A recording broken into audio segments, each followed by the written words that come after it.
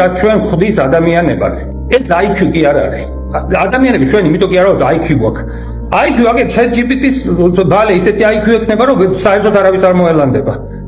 ადამიანება ჩვენ ხდის ემპათია.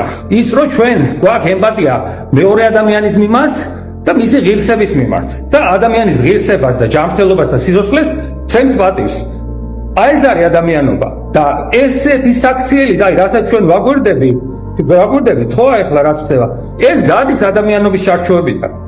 ეს რა აი ნუ რა ვიცი ახლა რა დავაქვ ამას. ეს რაღაცა უბედურება არის უბრალოდ, ხო? ეს რა არის?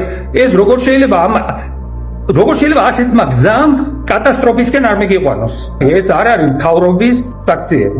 არ ჯდება არცეთ განმარტებაში მთავრობის ეს საქციელი არ ჯდება. ეს არის საქციელი ვიღაცა ჯგუფის, რომელსაც უნდა რომ ქვეყანა გადაჭერხოს.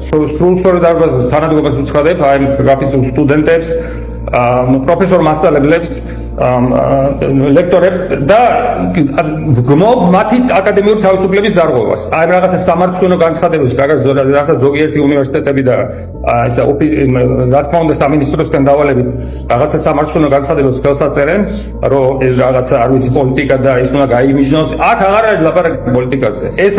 ეს არის საზოგადოება, რომელიც გზნობს შინაგანი ზურგის ტვინით თუ გინდათ გზნობს, რომ არის საშიშროება, რომ ქვეყანა არის გადაჭერხვას ლამობენ.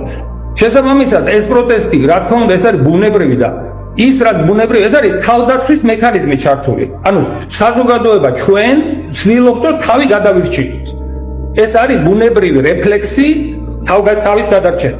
შესაბამისად, ეს ყველაფერი არის ბუნებრივი და ბუნებრივი პროტესტი ყოველთვის არის ყველაზე ოპტიმალური, იმიტომ რომ ეს რაღაცნაირად მოგესმით, საზოგადოება წარმოადგენს რაღაცა კოლექტიურ გონს, ხო? ესე იგი ჩვენ საზოგადოება ეს არის რაღაც კოლექტიური ტვინი, რომელიც თითოეული ადამიანზე გაცილებით უფრო ჭკვიანია. ეს საზოგადოება რაღაცნაირად ინსტინქტურად ერგება და თვითგადარჩენის პროცესშია. შესაბამისად, რა თქმა უნდა, ეს ყველაფერი არის გარდუვალი და ბუნებრივი.